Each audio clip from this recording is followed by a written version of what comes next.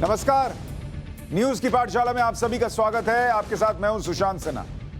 ये वो क्लास है जहां सबकी क्लास लगती है। ये वो पाठशाला है जहां खबर का हर चैप्टर खुलता है और इतने विस्तार से खुलता है कि आप जब इस क्लास से निकलते हैं तो उस खबर के मास्टर होते हैं। न्यूज का फैमिली शो है जो बड़े बुजुर्ग से लेकर बच्चों को भी देखना चाहिए, जो मैं बार बार कहता हूं, और आज तो खास तौर पर देखना चाहिए क्योंकि आपको जिस पॉलिटिक्स की खबर लगभग हर चैनल पर मिलेगी, उस पॉलिटिक्स में देश की बात लगभग हर चैनल पर गायब होगी। वो देश की बात, वो राष्ट्र की बात आज इस शो में करने वाला हूं। तो आइए शुरू करते हैं आज की पाठशाला।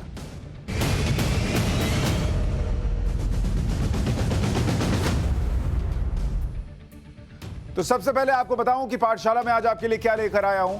पाठशाला में सबसे पहले राष्ट्रवाद का चैप्टर खुलेगा और उसमें आज सियासत नहीं, देश की सुरक्षा की बात होगी। बहुत इंपॉर्टेंट चैप्टर है ये, आपको देखना चाहिए क्योंकि सियासत की बात सब कर रहे हैं, देश की बात कोई नहीं कर रहा। पंजाब में खतरे का 40 साल पुराना चैप्टर भी खोलूंगा और आपको समझाऊंगा कि इन 40 सालों में पंजाब में क्या हुआ। उसको नहीं समझिएगा तो देश में आने वाले 40 सालों में क्या हो जाएगा वो आपको समझ में नहीं आएगा, क्योंकि बात कैप्टन सिद्धू चन्नी की नहीं, बात देश की है। सबको पावर की पड़ी है, पंजाब की किसको पड़ी है। हर साल 70 लाख जान लेने वाले प्रदूषण का चैप्टर भी खोलूंगा और आखिर में मुगल सीरीज में हुमायूं के हिंदुस्तान से भागने की कहानी आपको बताऊंगा कि हुमायूं हिंदुस्तान से क्यों, कब और कैसे भागा। लेकिन सबसे पहले राष्ट्रवाद की क्लास।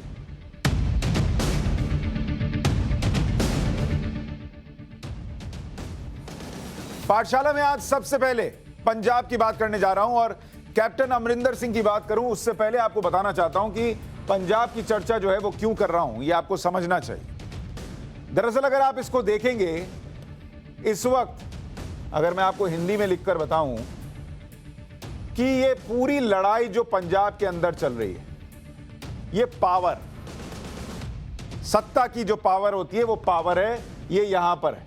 और पंजाब जो है वो कहीं कोने में पड़ा हुआ है। किसी को पंजाब, देश इसकी नहीं पड़ी है, ये दोनों कोने में पड़े हैं, कहीं कोने में। पावर की लड़ाई कौन कौन लड़ रहा है? सिद्धू, इनको लगता है सारी पावर पंजाब के अंदर इनको चाहिए और किसी को नहीं मिलनी चाहिए। इनकी पावर कम होती है अगर चन्नी साहब अपने हिसाब से कामकाज चलाते हैं। कैप्टन अमरिंदर सिंह, इनसे पावर छीन ली गई तो इनको तकलीफ हो रही है, ये बदले की आग में जल रहे हैं।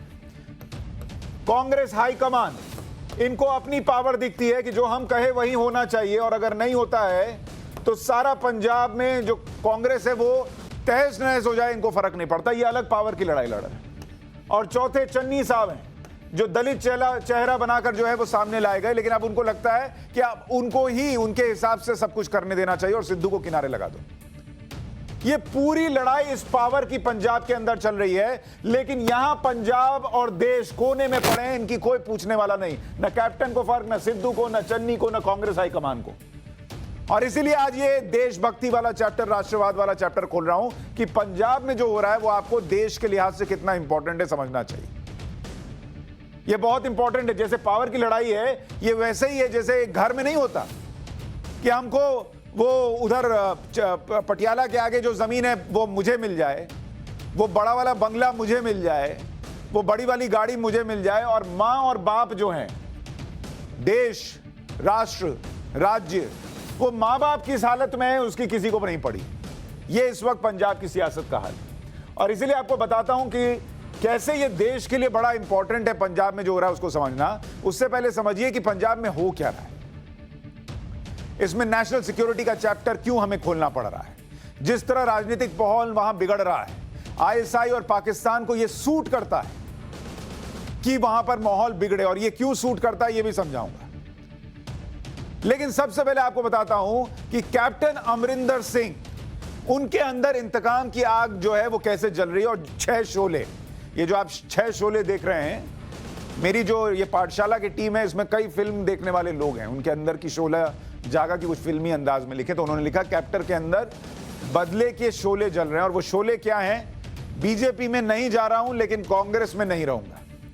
कैप्टन आज कैमरे के सामने आकर बोल के गए कि बीजेपी में नहीं जाऊंगा लेकिन अपनी पार्टी बनाऊं। इसकी खबरें आपको नव भारत पर हमने दिखाई थी, लेकिन कांग्रेस में भी नहीं जाऊंगा।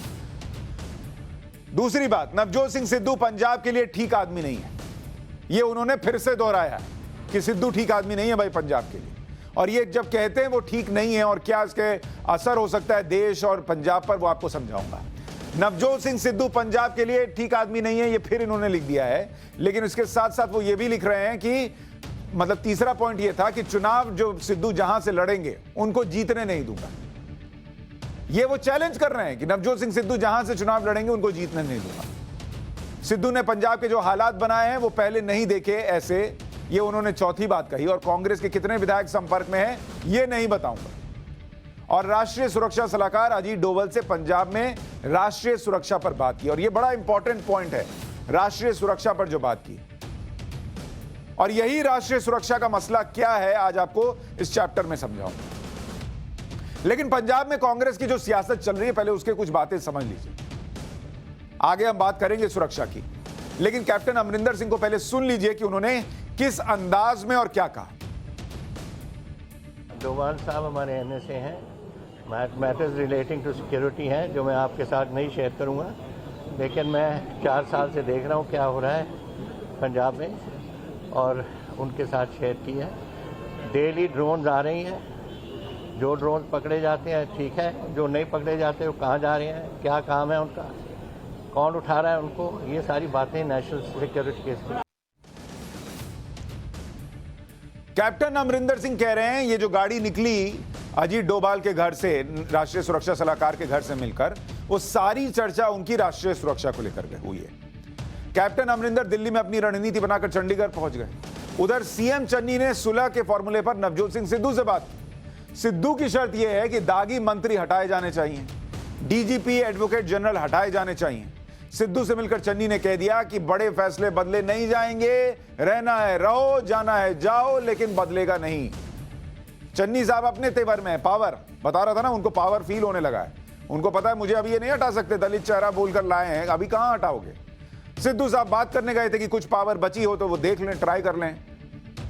हालांकि कुछ फैसले आंशिक तौर पर बदले जा सकते हैं, इसके संकेत दिए गए। अब सिद्धू इस फॉर्मूले पर मानेंगे नहीं मानेंगे, ठोको ताली कहेंगे, वो बोलेंगे तुम ठोकते रहो मैं जा रहा हूं, ये अभी कुछ तय नहीं। लेकिन चंडीगढ़ पहुंचते ही कैप्टन ने सिद्धू पर फिर हमला किया। दिल्ली में तो बोले ही, उन्होंने वहां पर भी, यानी चंडीगढ़ में भी और दिल्ली में, दोनों जगह सिद्धू उनके निशाने पर थे। कैप्टन ने कहा कि पंजाब के लिए सिद्धू ठीक आदमी नहीं है और सिद्धू जहां से चुनाव लड़ेंगे उनको वहीं से हराऊंगा। तो कैप्टन का जो एक कॉन्फिडेंस लेवल है कि सिद्धू को तो छोड़ूंगा नहीं, वो सुनिए एक बार।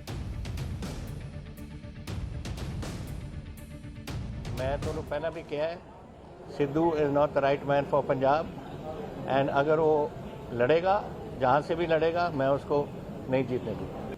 चरणजीत चन्नी का काम है गवर्नमेंट चलाना, और गवर्नमेंट चलाने को इंटरफेरेंस कभी नहीं होती। मैंने अपने टाइम में 2 बार गवर्नमेंट चलाई है, 3 बार मैं पीसीसी प्रेसिडेंट रहा हूँ। एक दूसरे से बात करते हैं, लेकिन फाइनल डिसीजन है चरणजीत चन्नी का जो चीफ मिनिस्टर है, नॉट सिद्धू। मेरे 9.5 साल की चीफ मिनिस्ट्री में कई प्रधान रहे हैं, हमारी एक दूसरे के साथ बातचीत होती थी, बट कभी ये जो हाल जो सिद्धू ने बनाया एक पहले कभी नहीं। यानी इस पूरी फिल्म में कैप्टन अमरिंदर सिंह के लिए अगर कोई विलन है तो वो नवजोत सिंह सिद्धू है। वो ये नहीं बोलते कि सिद्धू आए कहां से, लाया कौन, हटाया किसने। कांग्रेस में आला कमान के बिना कहे तो कुछ होता नहीं, तो फिर ये कैसे हुआ, इस पर कुछ नहीं बोलते। पंजाब कांग्रेस में सिद्धू विरोधियों को पूरा मौका मिला हुआ है। सुनील जाखड़, जिनको हटाकर नवजोत सिंह सिद्धू को प्रदेश अध्यक्ष बनाया गया था, उन्होंने एक ट्वीट किया। वो ट्वीट क्या था, वो ये ट्वीट ये था कि अब बहुत हो गया, सीएम के अधिकार को बार बार कमजोर करने की कोशिशों पर विराम लगाया जाना चाहिए। एजी और डीजीपी की नियुक्ति पर लगाए जा रहे आरोप वास्तव में सीएम और गृह मंत्री की ईमानदारी और उनकी क्षमता पर सवाल उठा रहे हैं। यानी वो भी नवजोत सिंह सिद्धू को टारगेट कर रहे हैं। अब समय है कि सभी शंकाओं को खत्म किया जाए, ये कह रहे हैं सुनील जाखड़, पूर्व प्रदेश अध्यक्ष पंजाब के। यानी पावर की जो लड़ाई चल रही है, जिसके अलग अलग कैरेक्टर आपको दिखाए, सुनील जाखड़ हो, सिद्धू हो, चन्नी हो, कैप्टन हो, आपको बताया। लेकिन बात इस सियासत की है नहीं। सरकारें आएंगी जाएंगी, मुख्यमंत्री मंत्री बदलते रहेंगे, लेकिन बड़ी बात राष्ट्रीय सुरक्षा की है। पंजाब जो है वो दरअसल बॉर्डर स्टेट है, यह आपको समझना पड़ेगा। इसलिए सबकी चिंता है। और ये बात सिर्फ अमरिंदर सिंह नहीं कह रहे हैं, कांग्रेस के दूसरे बड़े नेता मनीष तिवारी कह चुके हैं, कपिल सिब्बल कह चुके हैं। एक बार उन दोनों का बयान आपको याद दिला देता हूं और फिर आपको समझाता हूं राष्ट्रीय सुरक्षा का ये मसला। देखिए, पंजाब से एक सांसद होने के नाते जो सारा घटनाक्रम जिस तरह से पिछले कुछ दिनों में घटा, वो अत्यंत ही दुर्भाग्यपूर्ण था और इसके बहुत दूरगामी परिणाम होंगे। मैं अभी एक रीजनल सिक्योरिटी कॉन्फ्रेंस से लौटा हूं और अगर पंजाब की अस्थिरता पे किसी को खुशी है तो वो पाकिस्तान की डीप स्टेट को खुशी है। उनको लगता है कि पंजाब में अगर हालात बिगड़ते हैं, अगर राजनीतिक अस्थिरता बढ़ती है, तो उनको एक बार फिर से अपने काले मंसूबे को अंजाम देने में एक और मौका मिलेगा। पिछले एक साल से पंजाब में किसान आंदोलन के कारण अस्थिरता थी, लोगों में एनडीए भाजपा सरकार के प्रति गुस्सा है, लाखों लाख किसान एक वर्ष से सड़क पे बैठे हुए हैं और पंजाब का जो सामाजिक ताना बाना है वो पूरी तरह से तना हुआ है आज की तारीख में। और ऐसी परिस्थिति में अगर पंजाब में राजनीतिक अस्थिरता होती है, पंजाब एक सरहद का सूबा है, अफगानिस्तान में जिस तरह से घटनाक्रम घटा है उसको अगर आप संज्ञान में लें तो पंजाब और कश्मीर के ऊपर एक बहुत बड़ा खतरा मंडरा रहा है। I don't want to talk about Punjab, but a border state where this is happening to the Congress party means what? It's an advantage to the ISI in Pakistan. We know the history of Punjab and the rise of extremism there. We know how forces across the border. अब मनीष तिवारी हो या कपिल सिब्बल हो, दोनों पंजाब में अस्थिरता से किसका फायदा हो सकता है जब इसका जिक्र करते हैं तो पाकिस्तान का नाम लेते हैं। अब क्यों करते हैं आपको जरा इस मैप में समझाता हूं, जरा इसको जूम करके दिखाइए। ये मैप आप देखेंगे तो आपको समझ में आ जाएगा कि क्यों पंजाब को लेकर इतनी चिंता बढ़ रही है। ये पाकिस्तान है, यहां पर ये जो आप तस्वीर देख रहे हैं, ये इलाका जो आपको अभी रेड करके दिखा रहा हूं, ये पाकिस्तान है। और ये जो आप हिस्सा देख रहे हैं, ये पंजाब का बॉर्डर है जो बिल्कुल पाकिस्तान से लगा हुआ है। और पंजाब के जो जिले हैं, पठानकोट हो गया, गुरदासपुर हो गया, अमृतसर, तरन तारन, फिरोजपुर और फाजिलका, ये सारा इलाका जो है वो पाकिस्तान के बॉर्डर से लगा हुआ है। और इसीलिए ये कहा जा रहा है कि अगर यहां इस पंजाब के अंदर इंस्टेबिलिटी होती है, ये पूरा इलाका जो है वो 553 किलोमीटर का है, 553 किलोमीटर का ये पूरा बॉर्डर एरिया है। और इस 553 किलोमीटर के इलाके में अगर इंस्टेबिलिटी होती है, इंटरनेशनल बॉर्डर जो है वो खतरा बनता है, तो पाकिस्तान का फायदा है। और इसीलिए ये चिंता देश के लिहाज से होनी चाहिए कि पंजाब में जो हो रहा है वो देश के लिए खतरा हो सकता है। बॉर्डर स्टेट होने की वजह से पंजाब पर चौतरफा खतरा है और इस खतरे को आपको समझना होगा। ये चौतरफा खतरा क्यों कह रहा हूं, इसको आप समझिए कि पाकिस्तान के आतंकवादी, सबसे पहले जो आतंकवादी हैं पाकिस्तान के, वो ये बॉर्डर स्टेट है इसलिए वहां से अंदर घुसने की कोशिश करेंगे अगर जरा सी वहां पर इंस्टेबिलिटी हुई। उसके बाद दूसरा है आईएसआई, जो ताक में है कि कैसे पंजाब में अगर कोई स्थिति खराब हो, माहौल बिगड़े, राजनीतिक अस्थिरता आए, तो वहां जो युवा हैं उनका ब्रेन वॉश किया जाए। और यह होता है, मैं आपको बताता हूं, इसकी वजह बताता हूं। जैसे अभी इसमें तीसरा कैरेक्टर जो है वो पाकिस्तान में बसे हुए जो खालिस्तानी हैं उनके बारे में आपको बताऊं कि उनकी अपनी इच्छा है कि पाकिस्तान जो है उसकी मदद लेकर खालिस्तान बना लिया जाए। और इसकी आपको एक कहानी बताता हूं। अभी कुछ दिन पहले करतारपुर साहिब कॉरिडोर शुरू हुआ, उसको कवर करने के लिए मैं पाकिस्तान गया था।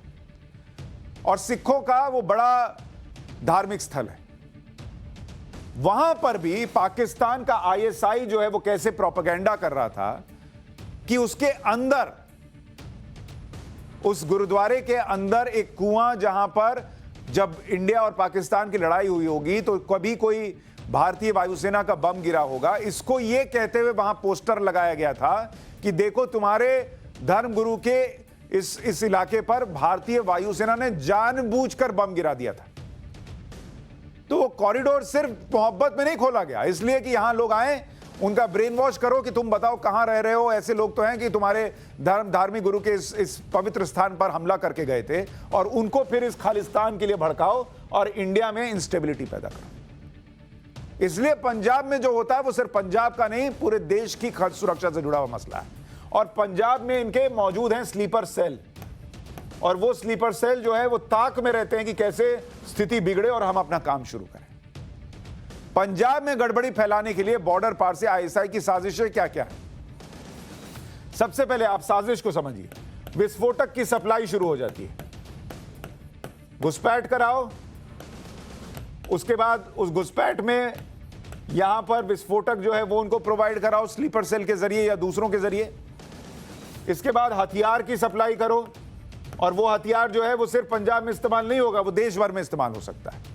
इसके बाद पंजाब को नरक बनाने के लिए, आपने उड़ता पंजाब फिल्म देखी थी ना, वो जो ड्रग्स वहां पर युवा ले रहे थे, वो ड्रग्स कहां से आता है? वो ड्रग्स आता है पाकिस्तान से, और पाकिस्तान मोहब्बत में ड्रग्स नहीं देता है सिर्फ पैसा कमाने के लिए।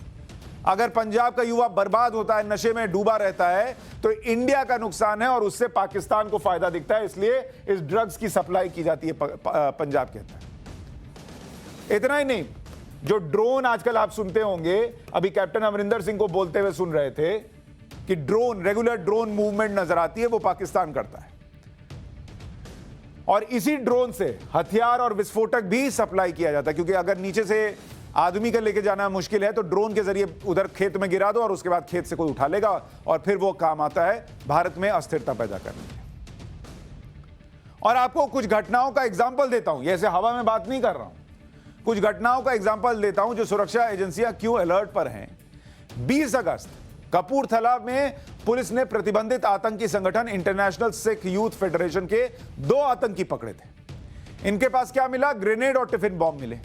इन हथियारों को ड्रोन के जरिए पाकिस्तान से भेजा गया था, जो अभी आपको मैं बता रहा था। तो पंजाब में खतरा कितना बड़ा है आप सोचिए। 30 जुलाई फिरोजपुर बॉर्डर पर बीएसएफ ने 2 पाकिस्तानी घुसपैठियों को मार गिराया। ये घुसपैठिए बॉर्डर पर लगी बाढ़ को पार करने की कोशिश कर रहे थे। फिर जुलाई और अगस्त के महीने में पंजाब बॉर्डर के गांव में हर दूसरे या तीसरे दिन पाकिस्तानी ड्रोन की मूवमेंट नजर आई थी। कई जगहों पर हथियार, विस्फोटक और ड्रग्स गिराए गए। 21 अगस्त बीएसएफ और पंजाब पुलिस के ज्वाइंट ऑपरेशन में बॉर्डर के पास 40 किलोग्राम हेरोइन पकड़ी गई, जिसकी कीमत करीब 200 करोड़ रुपए थी। ये तो वो थी जो पकड़ी गई, जो नहीं पकड़ी जाती और आगे बढ़ जाती है और आपके अपने बच्चों के रगों में बहती है, उनका भविष्य बर्बाद करती है। वो कितना बड़ा खतरा है सोचिए। 23 सितंबर बॉर्डर से 10 किलोमीटर दूर तरन तारण जिले के एक गांव में खालिस्तान टाइगर फोर्स के 3 आतंकी पकड़े गए। इनके पास से आईईडी लगे टिफिन बॉम्ब मिले। 2 महीने में 9 टिफिन बम पंजाब में मिल चुके हैं। तो ये जो खतरा है पंजाब को लेकर, इस पर कोई चर्चा नहीं है। सबको अपनी पॉलिटिक्स दिख रही है। कैप्टन साहब से लेकर सिद्धू साहब से लेकर चन्नी साहब से लेकर और कांग्रेस आला कमान तक सब अपनी चर्चा कर रहे हैं। पंजाब में क्या हो रहा है इसकी कोई बात नहीं है। और कितना बड़ा ये मौका है आईएसआई और पाकिस्तान के लिए। आप सोचिए कि अगर ये इंस्टेबिलिटी हो तो बस घुसो। और जो रिकवरी हुई पंजाब बॉर्डर पर, बीएसएफ की रिकवरी आपको बताता हूं, 2017 में देखिए 280 किलो हेरोइन बरामद की गई, हथियार 23 मिले और घुसपैठिए 30 पकड़े गए। ये 2017 की घटना है। फिर 2018 में 231 किलोग्राम हेरोइन, 19 हथियार और 24 घुसपैठिए पकड़े गए। 2019 में 228 किलोग्राम हेरोइन, 12 हथियार और 28 घुसपैठिए पकड़े गए। और 2020 में 517 किलोग्राम हेरोइन, 517 किलोग्राम हेरोइन और हथियार 43 और घुसपैठिए 13 पकड़े गए। ये 2020 का साल था, जब दुनिया जो है वो कोरोना के संकट से लड़ रही थी। पंजाब के अंदर हेरोइन, हथियार और घुसपैठिए भेज रहा था पाकिस्तान। यह पाकिस्तान की साजिश होती है। भारत का बॉर्डर कितना किसके साथ लगा आप देखिए। भारत के लिए जो सीमाएं हैं, एक तो दोनों पड़ोसी, मतलब ऊपर वाले की क्या मर्जी रही होगी भगवान जाने, लेकिन अगर आप भारत का बॉर्डर देखेंगे तो वो दोनों जो हमारे पड़ोसी हैं, एक तरफ चीन है और दूसरी तरफ जो है पाकिस्तान। मतलब नरक है तो दूसरा जो है वो नरक में भी नरक है। चीन के साथ जो है वो भारत का बॉर्डर जो है वो 3,488 किलोमीटर का है, और पाकिस्तान के साथ जो है वो बॉर्डर वो करीब 3,323 किलोमीटर का है, और इसमें पंजाब भी शामिल है। जो बॉर्डर अभी आपको एरिया दिखा रहा था वो पंजाब का इसमें शामिल है। तो आप अगर देखिएगा कितना बड़ा बॉर्डर का इलाका जो है चीन के साथ है और कितना पाकिस्तान के साथ, और चीन के साथ जो तनातनी चल रही है वो तो आप देख ही रहे हैं। अब पाकिस्तान पंजाब के अंदर पूरी तरीके से घुस जाए और इंस्टेबिलिटी पैदा करे तो आपको लगता है कि चीन जो है वो मौके का फायदा नहीं उठाएगा? इसलिए मैंने कहा कि पंजाब की पॉलिटिक्स को देश की सुरक्षा के लिहाज से समझिए और पंजाब के इतिहास से सीखना होगा भाई। 80s और 90s का जो दशक था, आप में से बहुत सारे लोग जो होंगे वो 80 और 90 के दशक में या तो बहुत छोटे रहे होंगे या नहीं जानते होंगे पंजाब में क्या हुआ। 80 पंजाब का इतिहास समझिए, ये आपको पंजाब का इतिहास बता रहा हूं। 80 और 90 का जो दशक था, जो आपने एक माचिस फिल्म आई थी, देखी थी, चप्पा चप्पा चरखा चले, वो 80s और 90s के दौर के बारे में आपको बता रहा हूं। तो 80s और 90s ये उस दौर की बात आपको बता रहा हूं। वहां पर आतंकवाद और अलगाववाद चरम पर था, राइज ऊपर जा रहा था। उस दौर में क्या हुआ था ये याद करना जरूरी है। 15 साल में, उस दौरान 15 साल में जो मौतें हुई, 21,532 लोगों ने जान गंवाई। कितना बड़ा ये आंकड़ा है आप अंदाजा लगाइए। ये पंजाब के अंदर बता रहा हूं, सिर्फ पंजाब के अंदर, देश भर का नहीं बता रहा हूं, सिर्फ पंजाब लोगों ने जान गंवाई। ये उस दौर की बात बता रहा हूं। और इसमें से 8,090 लोग वो थे जो अलगाववादी थे, जो चाहते थे कि पंजाब जो है वो अलग हो जाए हिंदुस्तान से। 11,696 ये आम आदमी थे, और सबसे ज्यादा हर मामले में आम आदमी ही पिसता है और कोई नहीं पिसता, ये याद रखिएगा। और 1746 सुरक्षा बल के लोग थे जिनकी जान गई, और ये वो लोग थे जिन्होंने अपनी जान गंवाई और पाकिस्तान, माफ कीजिएगा, पाकिस्तान के जो मंसूबे पंजाब के अंदर थे उसको पूरा नहीं होने दिया अपनी जान गंवाकर। और इसमें से 1,415 जवान जो 1746 में से पंजाब पुलिस के थे, और इसमें कितने बड़े बड़े नेताओं की जान गई, इसको याद कीजिए। अगर नहीं समझिएगा, नहीं याद कीजिएगा कि उस दशक में क्या हुआ, तो आज 2021 में जो स्थितियां हैं वो हमें वहीं पीछे खींच कर ले जाएंगी।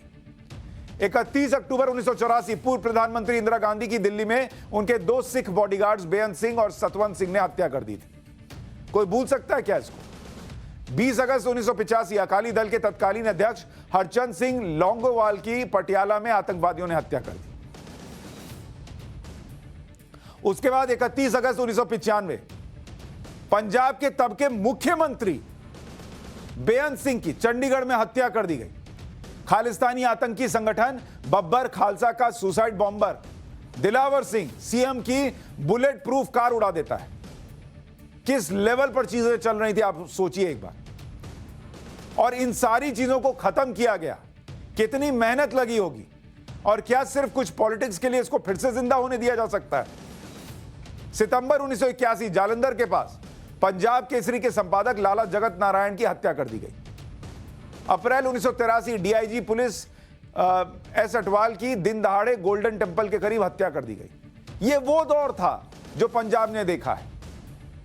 केपीएस गिल साहब जिनकी चर्चा होती है, उन्होंने बड़ा रोल प्ले किया पंजाब से इस अलगाववाद को, इस आतंकवाद को खत्म करने में। और आज जब चर्चा होती है कि पंजाब में अगर यही पॉलिटिक्स चली, पाकिस्तान के सेना प्रमुख से गले मिलने वालों को अगर जगह दे दी गई, तो पंजाब का खतरा देश के लिए कितना बड़ा खतरा हो जाएगा, इसको लेकर हवा में टाल दिया जाता है। अरे ये कोई बात है? अरे यही तो बात है। पंजाब में पाकिस्तान का दखल किसी से छिपा हुआ नहीं है। जुल्फिकार अली भुट्टो ने तो यहां तक कहा था कि पाकिस्तान भी भारत से एक बांग्लादेश को अलग करेगा, क्योंकि भारत ने पाकिस्तान से बांग्लादेश को अलग करके वहां के लोगों को आजादी दिलाई। तो ये जुल्फिकार अली भुट्टो की आप तस्वीर देख रहे हैं, वो ये कहते थे कि बांग्लादेश को अलग जैसे किया गया वैसे अब भारत से एक बांग्लादेश हम निकालेंगे, मतलब खालिस्तान। फर्क ये होगा कि वो पाकिस्तान की सीमा से लगा हुआ होगा। जुल्फिकार अली भुट्टो के इसी एजेंडे को आगे चलकर जियाउल हक वो आगे बढ़ा दे। तो ये जियाउल हक की तस्वीर है, ये जुल्फिकार अली भुट्टो की तस्वीर है। दोनों का एजेंडा ये था कि कैसे खालिस्तान भारत में अगर बन जाए पंजाब से अलग होकर, तो हमारा बदला पूरा हो जाए कि कैसे इन्होंने हमारे से बांग्लादेश अलग कर दिया था। और वो तब से लगे हुए हैं और आज भी लगे हुए हैं।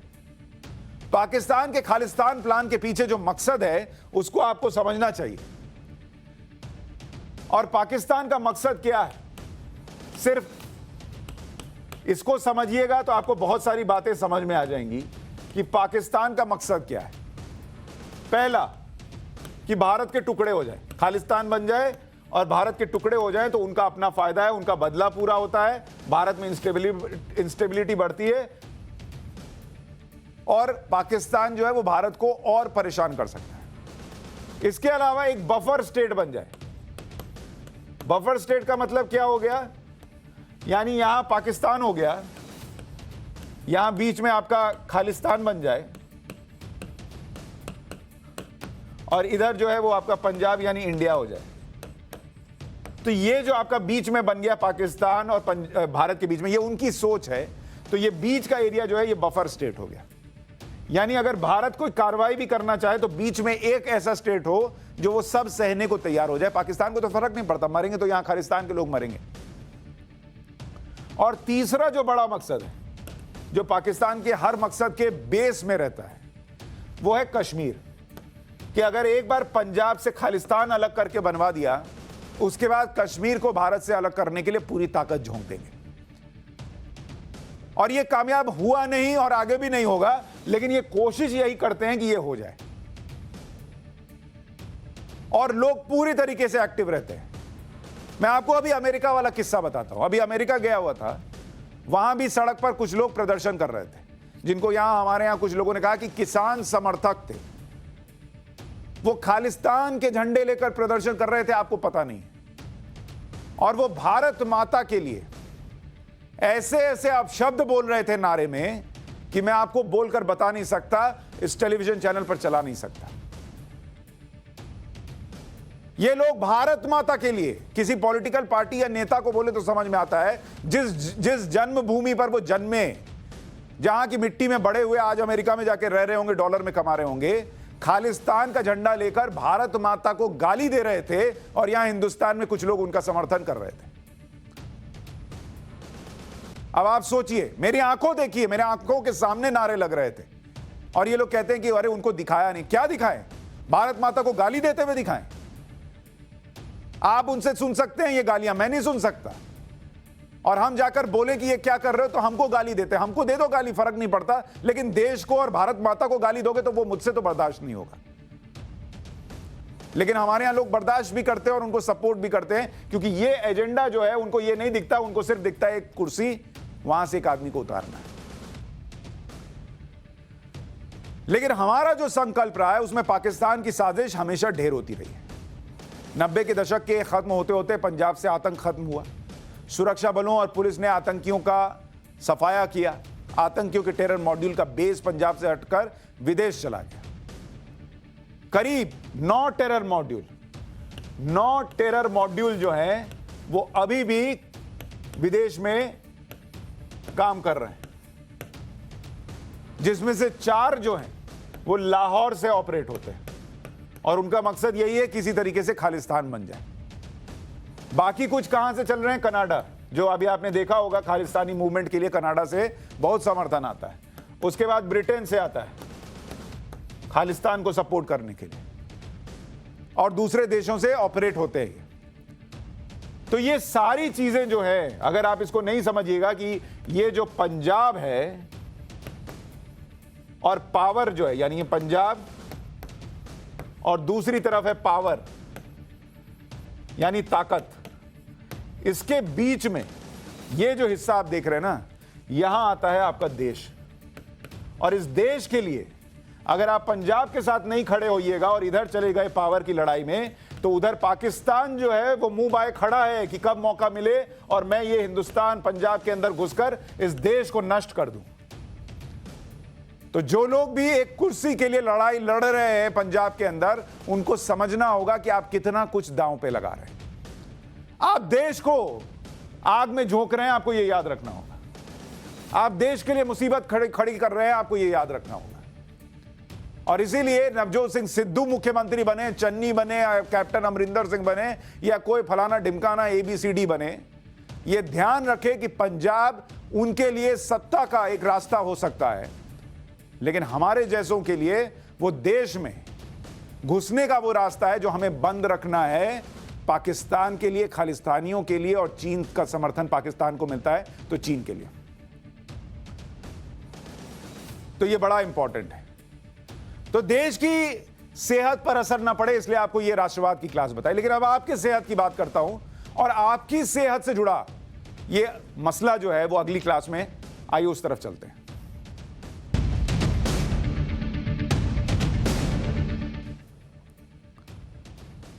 तो पाठशाला में अब हेल्थ की क्लास। सुप्रीम कोर्ट के बैन लगाने के बाद भी पटाखे जलाए जाते हैं, और पटाखों में खतरनाक केमिकल इस्तेमाल होता है, ये सबको पता है। और ये सिर्फ दिवाली की बात नहीं कर रहा हूं, ये साल भर जो सेलिब्रेशन में पटाखे चलते हैं उनकी बात कर रहा हूं। तो किसी पर्व त्योहार की बात नहीं है, ओवरऑल पिक्चर की बात कर रहा हूं कि ये जो पटाखे चलाने की तस्वीर आती है, कोई मैच जीत गया, कहीं कोई सेलिब्रेशन हो गया, उसमें पटाखे चलते हैं। इसको लेकर सुप्रीम कोर्ट में अवमानना की अर्जियां लगाई गई और एक्शन की मांग की गई कि पटाखा बनाने वाली कंपनियों के संघ ने यह दलील दी कि इससे लाखों रोजगार छिन जाएंगे अगर हमने पटाखा फैक्ट्रीज बंद कर दी। लेकिन सुप्रीम कोर्ट ने कड़ी टिप्पणी की और यह कहा कि पटाखों में बेरियम जैसे खतरनाक केमिकल पाए जाते हैं। देश में हर दिन जश्न होता है, लेकिन इसके गंभीर पहलुओं पर भी ध्यान देना होगा। लोगों को इस तरह मरने के लिए तो नहीं छोड़ सकते कि ठीक है पटाखा फोड़ना है तो फोड़ो, लेकिन मरना है तो मर जाओ, ये तो नहीं बोल सकते। सुप्रीम कोर्ट ने 6 पटाखा कंपनियों को नोटिस भेजा और पूछा कि क्यों ना इनके खिलाफ कंटेम्प्ट ऑफ कोर्ट की कार्रवाई की जाए। बैन के बाद भी पटाखों के लिए बेरियम और उसके सॉल्ट का प्रयोग किया जाता है। अब ये बेरियम क्या है? इतना बेरियम जो बोल रहा हूं, वो इतना बेरियम बेरहम क्यों है, वो आपको समझना होगा। दरअसल इस पटाखों में जो आप रोशनी और धमाके को देखते हैं, उसके लिए बेरियम का इस्तेमाल किया जाता है। इससे हरे रंग की रोशनी निकलती है, जिसको देख के आपका दिल जो है वो गार्डन गार्डन हो जाता है, मन हरा हरा हो जाता है। वो हरे रंग की रोशनी इसी बेरियम से निकलती है। 60% पटाखों में बेरियम होता है और बेरियम से संक्रमण होने का खतरा रहता है, आंखों में, स्किन में नुकसान पहुंचता है। और 2018 में सुप्रीम कोर्ट ने इस पर बैन लगाया था। सुप्रीम कोर्ट ने कहा था कि सब जानते समझते हुए भी लोग उल्लंघन कर रहे हैं, कानून नहीं मानते, अलग अलग दलीलें देते हैं, लेकिन जीने के अधिकार के उल्लंघन की इजाजत तो नहीं दे सकते। और ये वायु प्रदूषण जो होता है, ये एक दुनिया के लिए कितना बड़ा खतरा है, आप इसको समझिए। अभी हाल में विश्व स्वास्थ्य संगठन WHO जो है, उसने जो पहले की गाइडलाइंस थी उसको अपडेट कर दिया। तो 2005 के बाद वो जो एयर क्वालिटी का इंडेक्स होता है, जो मानक होते हैं कि इतना अगर PM 2.5 है, PM 10 है तो आपकी हवा साफ है, वो 2005 के बाद अभी हाल में जाकर WHO ने चेंज किया। मजबूर हो गए कि करना पड़ेगा, नहीं तो ये तो बड़ी हालत बिगड़ती जा रही है। और इसमें 6 फैक्टर थे जो एयर क्वालिटी को प्रभावित कर रहे थे। इसमें पहला PM 2.5। अब इसका सालाना स्तर पहले कितना तय किया गया था कि पहले 10 होता था, अब इसको घटाकर और 5 कर दिया कि भाई 10 में तो तुमने नरक कर रखा है, इसको घटा के 5 करो कि कम से कम 10 तक जाए। 24 घंटे का स्तर कितना है? पहले 25 था, अब इसको घटाकर 15 कर दिया गया। ये WHO के नए मानक है। अच्छा, PM 10 का सालाना स्तर क्या है? पहले था 20, जो अब घटा के 15 किया गया, और 24 घंटे का स्तर था पहले 50, अब इसको घटाकर 45 कर दिया। अब आपको नाइट्रोजन डाइऑक्साइड का बताता हूं, NO2। इसका पहले स्तर था 40 सालाना, मतलब एनुअल एवरेज जो है वो 40 तक होना चाहिए था, वो अब घटाकर 10 कर दिया गया। और पहले 24 घंटे का स्तर जो था वो नहीं तय था, अब इसको 25 कर दिया गया। तो NS का मतलब है नॉट सेट, उसको तय नहीं किया था, अब उसको 25 सेट कर दिया। सल्फर डाइऑक्साइड SO2, इसका 24 घंटे का पहले स्तर था 20, अब इसको बढ़ाकर 40 कर दिया गया। ओजोन O3 पीक सीजन में पहले नॉट सेट NS था, अब इसको 60 कर दिया गया है। कार्बन मोनोऑक्साइड CO पहले इसका मानक तय नहीं था, अब इसको 4 रखा गया है कि इसको भी कंट्रोल में रखिए। अब ये जानना भी आपके लिए जरूरी है कि भारत में ये मानक क्या है और WHO के नए मानकों के हिसाब से हम कहां बैठते हैं, इसको भी समझिए, क्योंकि हमारे अपने मानक हैं। तो वो मानक जो हैं, अगर हम माने या ना माने, उसका क्या फर्क पड़ता है आपको समझना चाहिए। PM 2.5 WHO क्या कह रहा है? WHO कह रहा है कि आपका सालाना स्तर जो है वो 5 होना चाहिए और भारत कहता है 40 होना चाहिए। वो 5 कह रहे हैं कि 5 के ऊपर जाएगा तो खतरा है, और भारत जो है वो 40, क्योंकि हमारे यहाँ तो ये कम हो नहीं रहा। और 24 घंटे का स्तर WHO कहता है 15 होना चाहिए, हमारे यहाँ 60। ये PM 2.5 के लिए। PM 10 यानी सालाना स्तर PM 10 का WHO कहता है 15 होना चाहिए, भारत ने कह दिया 60। और 24 घंटे का स्तर WHO ने कहा 45, वो हमारे यहाँ और घटा दिया, हमारे और बढ़ा दिया, 100 कर दिया उसको। NO2 का स्तर WHO ने 10 कहा, भारत ने 40 कर दिया। 24 घंटे में 25 होना चाहिए, भारत ने बढ़ाकर 80 कर दिया। अपने हिसाब से हमने सेट कर लिया कि इससे कम हम नहीं कर पाएंगे भाई, तुम अपना सेट करो, हम अपना सेट कर लेते हैं।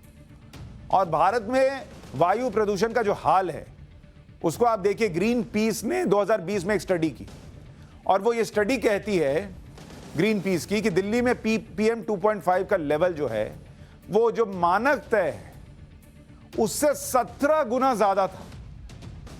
और ये चारों मेट्रोज का आपको हाल दिखा रहा हूं। दिल्ली में मानक से 17 गुना ज्यादा, मुंबई में मानक से 8 गुना ज्यादा, कोलकाता में मानक से 9 गुना ज्यादा, और चेन्नई में मानक से 5 गुना ज्यादा। तो मतलब सबसे ज्यादा प्रदूषण जो स्टैंडर्ड है उससे कहीं ज्यादा दिल्ली में। और दिल्ली में एक स्मॉग टावर लगाकर ऐसा प्रचार किया जाता है जैसे अब जो है वो दिल्ली कहीं और चली जाएगी, इस लिस्ट से निकल जाएगी। अरे जहां 17 गुना ज्यादा एक स्मॉग टावर से होगा। समस्या और समाधान वाले शो में आपको एक दिन समझाया था ना कि दिल्ली में समस्या इतनी बढ़िया, समाधान इतना सा देते हैं।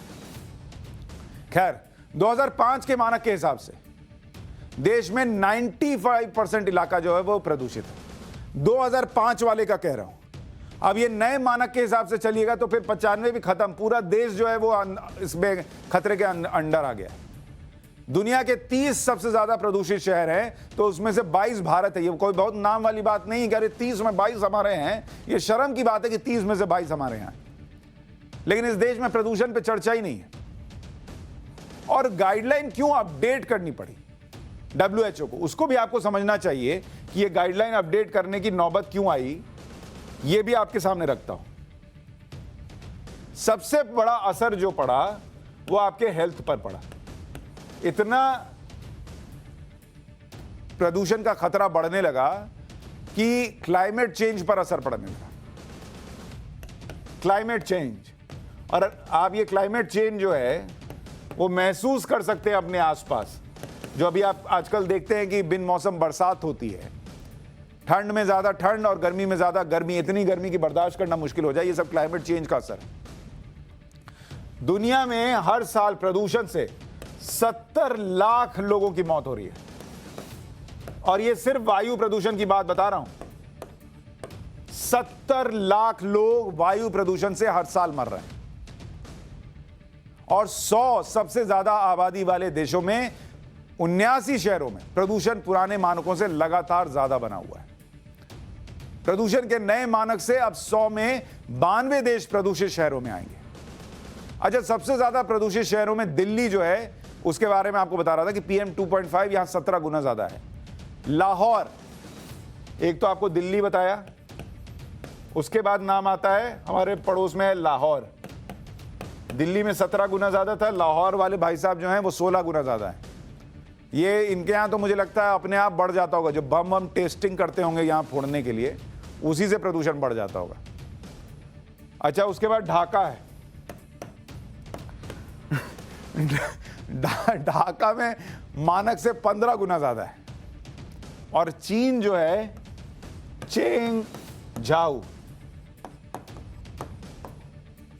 चेंगझाऊ में PM 2.5 मानक से 10 गुना ज्यादा है। यह आस पड़ोस का हाल भी आपको बताया कि पता रहना चाहिए कि पड़ोस में क्या चल रहा है। भारत के वायु प्रदूषण पर एपिक की एक रिपोर्ट आई। एपिक का मतलब है energy policy institute at the university of Chicago.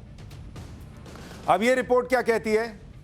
PM 2.5 का औसत स्तर 70.3 माइक्रोग्राम प्रति क्यूबिक मीटर होना चाहिए। यह दुनिया में सबसे ज्यादा है, जो कि भारत में। मतलब अगर आप केबीसी में कहीं जाएं और पूछे कि भारत में दुनिया में सबसे ज्यादा प्रदूषण कहां है, तो आंख बंद करके ABCD का ऑप्शन मिले, उसके पहले ठोक दीजिए भारत। ऐसी हालत है हमारी। भारत की 40% आबादी प्रदूषण के ऐसे स्तर में सांस ले रही है जो स्तर पूरी दुनिया में कहीं और नहीं है, यह रिपोर्ट कहती है। और मैं आपको बताता हूं, अभी अमेरिका गया था, आप सांस लेंगे तो महसूस होगा कि हवा जो है वो बेहतर है। दिन में 20-20 किलोमीटर पैदल चलता था, लेकिन थकान नहीं होती थी।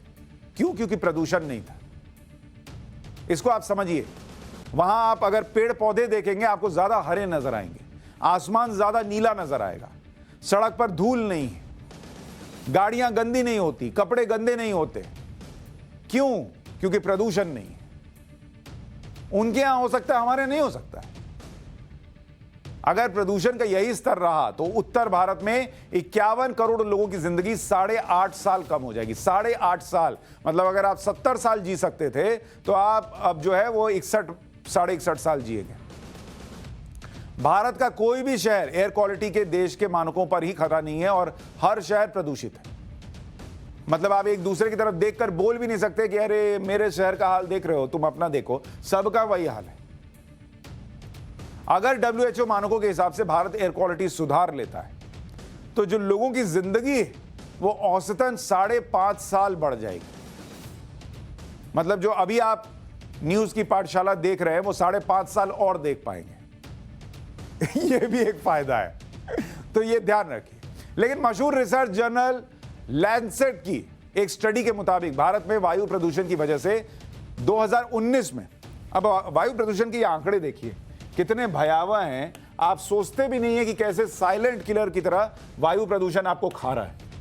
और इसीलिए मैं कहता हूं ये न्यूज का फैमिली शो है, बच्चों को भी दिखाइए, उनको भी पता चलना चाहिए। 2019 में 16,17,000, माफ कीजिए 16,70,000 मौत, ये सिर्फ वायु प्रदूषण से हुई। यानी भारत में कुल मौत जो हुई, कुल मौत का 18% वो सिर्फ वायु प्रदूषण से। कुल मौत का 18% वायु प्रदूषण से हो रहा है भारत में। ये 2019 का आंकड़ा है। देश की जो GDP है, GDP, इसको 1.4% का नुकसान वायु प्रदूषण की वजह से होता है। कोई चर्चा ही नहीं। यानी अगर इस 1.4% को आप जोड़ने जाइएगा तो करीब 2.6 लाख करोड़ बनता है। मतलब जितना अभी सरकार जो है वो कोरोना काल में पैकेज दे रही है गरीबों के लिए, उतना तो हम वायु प्रदूषण में उड़ा देते हैं। यह हालत है। और इस चुनौती से निपटने के लिए चर्चा भी कायदे से नहीं होती। जब स्मॉग आएगा, जब सांस लेने में दिक्कत होगी, आंखें जलेंगी, बस उतने दिन का काम है। नेता जो है इसी चिंता में रहेंगे कि पंजाब में पराली जल रही है, उसके लिए बोल देंगे तो कांड हो जाएगा, वहां वोट मिलेगा कि नहीं मिलेगा। दिल्ली वाले सरकार जो है, मतलब दिल्ली में जो आम आदमी पार्टी की सरकार है, उनको पंजाब में अब चुनाव लड़ना है तो वो वहां कुछ बोल ही नहीं सकते।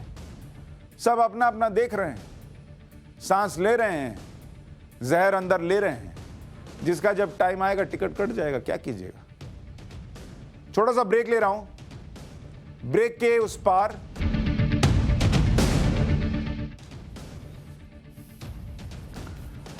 और अब पाठशाला में हिस्ट्री की क्लास, जिसमें आज बात मुगल सीरीज के हुमायूं चैप्टर की। हमने आपको बताया था कि किस तरह से हुमायूं को उसके भाई धोखा देते रहे। दूसरी तरफ शेरशाह की लीडरशिप में अफगान अपनी ताकत बढ़ा रहे थे। अब उसके आगे हुमायूं का अपने सेनापतियों पर वो प्रभाव नहीं था जो बाबर का था। हुमायूं के सेनापति उसकी कुछ हरकतों के कारण नाराज रहते थे। 1533 से 1535 के बीच ईरानी लेखक ख्वांदमीर भारत आया था। ख्वांदमीर ने कानून एक हुमायूनी नाम की किताब लिखी और इस किताब में हुमायूं की रणनीतियों का जिक्र है। इसी किताब के हिसाब से चलूं तो हर दिन सभी सेनापतियों को महल में वो बुलाता था हुमायूं, और सेनापतियों के सामने हुमायूं नकाब पहन कर आता था। हुमायूं खुद को चमत्कारी शक्ति वाला बताता था। हुमायूं की इन हरकतों से सेनापति परेशान थे। सारे सेनापति हुमायूं के भाइयों के संपर्क में भी थे, और इसीलिए हुमायूं की इन हरकतों के बाद जो अलगाव होता था भाइयों में और सेनापति साथ नहीं देते थे, वो स्पष्ट तौर पर नजर आता था। हम आपको बता चुके हैं कि मुगलों और अफगानों की दुश्मनी बाबर के समय से थी। हुमायूं ने 1532 में अफगानों को युद्ध में हराया था। अलीगढ़ मुस्लिम यूनिवर्सिटी में मध्यकालीन इतिहास के प्रोफेसर सैयद अली नदीम रिजवी के मुताबिक उसके बाद फिर से अफगानों ने खुद को एकजुट किया। 2 प्रसिद्ध अफगान सेनापतियों ने अफगानों का नेतृत्व करना शुरू किया, और अफगान सेनापति शेख भौवा और लोहानी खुद को मजबूत कर रहे थे। इनको रोकने के लिए हुमायूं ने हमला किया। 1535 में इलाहाबाद के पास हुमायूं की अफगानों के साथ जंग हो गई, और इस युद्ध में हुमायूं ने अफगानों को बुरी तरह से हरा दिया। इस युद्ध के बाद अफगानों का अकेला लीडर शेरशाह बचा।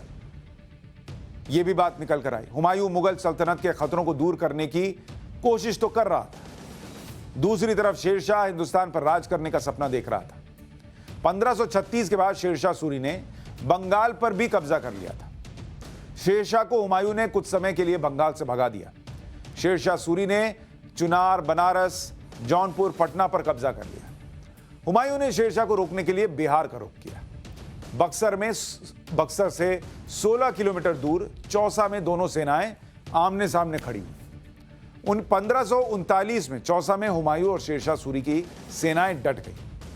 मुगलों की सबसे बड़ी ताकत उनका तोपखाना बारिश के कारण एक जगह फंस गया।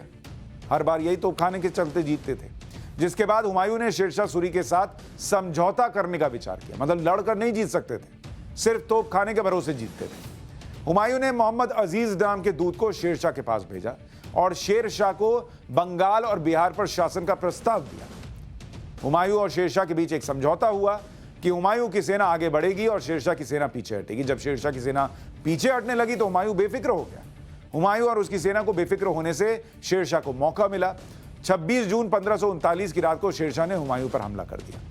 शेरशाह के हमले से मुगल खेमे में खलबली मच गई। शेरशाह की सेना ने लगभग 8000 मुगल सैनिकों को मार दिया। हुमायूं अपनी जान बचाने के लिए गंगा में कूद गया था। हुमायूं की जान एक भिश्ती ने बचाई थी, यह भी इतिहास के पन्नों में दर्ज है। चौसा का युद्ध हारने के बाद हुमायूं आगरा पहुंचा, जहां उसके तीनों भाई मिर्जा कामरान, मिर्जा हिंदाल और मिर्जा अस्करी मौजूद थे। हुमायूं ने एक बार फिर से अपने भाइयों को माफ कर दिया। इसके बाद भी आगरा में हुमायूं और कामरान के बीच झगड़ा हुआ। कामरान ने हुमायूं की मदद के बजाय अपनी सेना बनाई और अपनी सेना के साथ कामरान लाहौर चला गया। शेरशाह आगरा पर कब्जा करने के लिए बढ़ रहा था। शेरशाह आगरा से 240 किलोमीटर दूर कन्नौज तक गया था और 17 मई 1540 में कन्नौज में हुमायूं और शेरशाह के बीच युद्ध हुआ। इस युद्ध में भी हुमायूं को हार का सामना करना पड़ा और हार के बाद हुमायूं परिवार के साथ हिंदुस्तान से भाग गया। तो ये थी हिंदुस्तान से हुमायूं के टाटा बाय बाय बोलकर निकल जाने की कहानी। लेकिन हमारे लिए भी अब यहां से जाने का वक्त है। अगला शो ओपिनियन इंडिया का है, लेकिन पाठशाला में आज के लिए इतना ही।